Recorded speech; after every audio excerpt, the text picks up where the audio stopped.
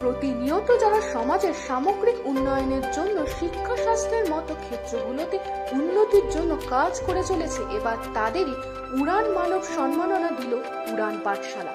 মানুষের বিভিন্ন প্রয়োজনে পাশে দাঁড়ানো ও সহায়তার হাত বাড়িয়ে দেওয়ার মতো কর্মপন্থার মাধ্যমে সবার মধ্যে দায়িত্ব ও মূল্যবোধ ও ন্যায় নীতির মতো চারিত্রিক গুণাবলীর প্রসার ঘটানোয় এই বিশিষ্ট ব্যক্তিত্বদের এই সম্মান দেওয়া হয়েছে। জাতি ধর্ম নির্বিশেষে সবাই যাতে নাগরিক হিসেবে একসঙ্গে এগিয়ে যেতে পারে তারই জন্য এই উদ্যোগ নিল উড়ান পাঠশালা। এমনকি ভারতীয় সংস্কৃতির ধারাকে উজ্জ্বল রাখতে আয়োজন করা হয়েছে বিভিন্ন সাংস্কৃতিক অনুষ্ঠানে। এই অনুষ্ঠানের পরিচালনার দায়িত্বে ছিলেন রেডিও জকি RJ রয়।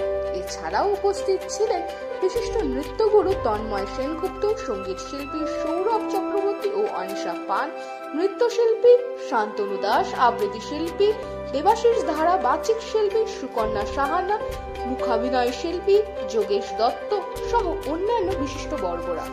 এই বিশেষ সম্মাননা অনুষ্ঠিত হয়েছে বুধবার রোটারি সদনে।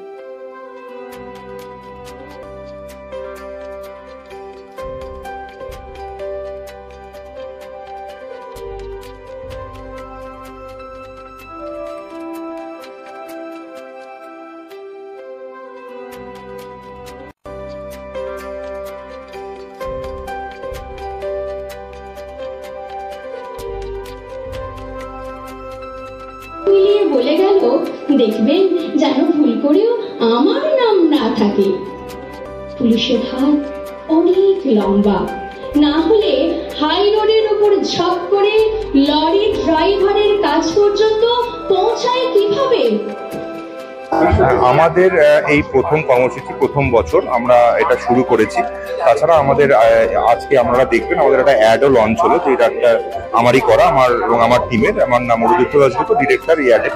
তো এই অ্যাডের থ্রু দিয়েও আমরা সেসব মানুষের কাছে পৌঁছাতে চাই। বেসিক্যালি একটা পড়াশোনা কেন্দ্রিক, মানে আমরা গতানুগতিক পড়াশোনার বাইরে এসেও পড়াশোনাটা শেখানো হয়। বেসিক্যালি আমরা যেভাবে পড়াশোনা করা অভ্যস্ত, সেখান থেকে যদি আমরা একটু 3D গ্রাফিক্স, অ্যানিমেশন এগুলোকে নিয়ে পড়াশোনা শেখাই, তাহলে পড়াশোনাটা অনেকটা ইন্টারেস্ট হয়। অনেক বাচ্চা ছেলেরা আছে যারা এখন মোবাইল অ্যাডিক্টেড, সেই মোবাইল থেকে বেরিয়ে এসেও তারা পড়াশোনাটাকে নিয়ে ভালোবাসার একটা খেলার জায়গায় নিয়ে যাবে, সেটাই মেন উড়ান পাঠশালার উদ্দেশ্য।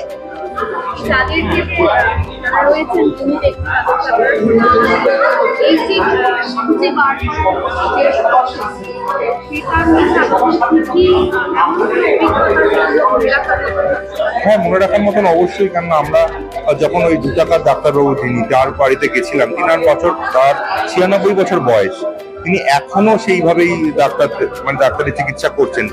কথা বলার মতন হয়তো সেভাবে সামর্থ্য নেই, কিন্তু তারা উপাধি পেয়েছে অনেক, কিন্তু তারা সমাজের সেরকম ভাবে আসতে পারেনি, মানে মানুষ তাদেরকে সেভাবে হাইলাইট করেনি। তো আমাদের উদ্দেশ্য সেই সব মানুষগুলোকে একটু সামনে আনা, যারা সমাজের জন্য অক্লান্ত পরিশ্রম করে খাটে।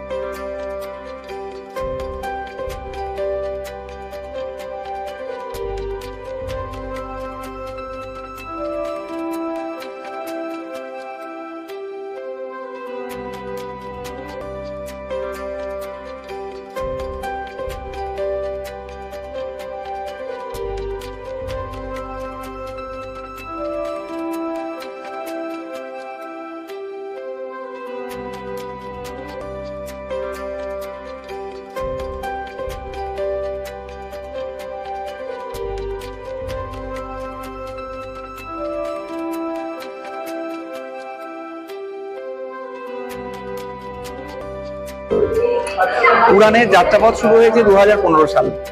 2015 সালে একজন কি দুজন ব্যক্তির ভাবনা থেকে উড়ানের এত যে বৃহৎ এখন যে দেখতে পাচ্ছেন আজকে যে জায়গায় এসেছে, তখন আমরা ভেবেছিলাম যে কিছু মানুষের উপকার করতে হবে। অ্যাকচুয়ালি আমরা গ্রাম থেকে বিলং করি। আমরা যে সমস্যাগুলো ফেস করেছি, যে ধরুন দেখা গেল কোয়ালিটির টিচার পাওয়া যায় না গ্রামের দিকে, অথবা স্বাস্থ্য ক্ষেত্রে কোনো সমস্যা হলে, আমাদের রাত দুপুরে কোনো সমস্যা হলে বা ধরুন কোনো প্রয়োজন হলো, আমরা কিন্তু সেরকম সাপোর্ট পাই না। প্লাস ফিনান্সিয়াল ক্রাইসিস যখন হয়, অনেকে দেখেছি যখন কিডনি ড্যামেজ হলো, কারুর লিভারের সমস্যা হলো, তখন তাকে কিন্তু জমি বাড়িও বিক্রি করতে হয়। এই যে সমস্যাগুলো বাস্তবে আমরা দেখেছি বা ফেস করেছি, আমরা চেয়েছি যে এই সমস্যাগুলো যেন আগামী দিনে না হয়। আগামী জেনারেশন যেন এইটা থেকে বেরিয়ে আসতে পারে। এর সাথে সাথে আমাদের ভাবনার একটা জায়গা ছিল শুধুমাত্র উড়ান পাঠশালা যে শুধুমাত্র পড়ার কথা ভাবছে, উড়ান হেলথ মানুষের স্বাস্থ্য পরিষেবা উন্নতির কথা ভাবছে তা নয়, একটা সামগ্রিক সামাজিক উন্নয়ন। এই যেমন আমার পাশের বাড়ি কেউ প্লাস্টিকটা পুকুরের জলে ফেলে দিল, কেউ হয়তো অকারণ জলের কল খুলে দিচ্ছে, আমরা তাদেরকে পাঠশালা এবং উড়ান হেলথের মাধ্যমে সাপোর্ট দেওয়ার মাধ্যমে তাদের কাছ থেকে কিন্তু এই অব্লিগেশন গুলো তাদের ভিতর থেকে বার করে আনতে চাইছি, যে আমরা আগামী দিনে যে পৃথিবীটা দেখবো, আমরা যা দেখছি সেটা থেকে যেন একটা উন্নততর পৃথিবী হয়। পরবর্তী ভাবনা বলতে এখন আমরা উড়ান পাঠশালা, আজকের অনুষ্ঠানটা হচ্ছে মানব সম্মাননা, মানে যারা আমাদের পূর্বপুরুষ, যারা অগ্রজ, যারা আমাদের এই দিশাটা দেখিয়েছেন তাদের সম্মাননা দেওয়ার এটা অনুষ্ঠান। আর উড়ান পাঠশালার মূল ভিত্তি সবার কাছে এফোর্ডেবল করা এডুকেশনটাকে, মানে সবার সাধ্যের মধ্যে হাই কোয়ালিটি এডুকেশন সহজ করে পৌঁছে দেওয়া। এর পাশাপাশি হেলথটার কথা আপনাদের বললাম, এর সাথে সাথে আপনি যদি যান দেখতে পাবেন আমাদের উড়ান সোশ্যাল কর্নার বলে একটা জায়গা আছে, যেখানে হয়তো যারা পথ শিশু আছে, যারা ইটভাটা শ্রমিকের ছেলে মেয়ে আছে, তাদের কাছেও শিক্ষা, স্বাস্থ্য এগুলো পৌঁছে দেওয়া, সমাজ চেতনা বৃদ্ধি করা, এই কাজগুলো আমরা করবো। দেখুন কাজের ক্ষেত্রে ভাবনাটা কিন্তু একই, কিন্তু উইংস গুলো আস্তে আস্তে বাড়াতে থাকবে, কারণ যত কাজের জায়গা বাড়বে উইংস বাড়াতে হবে।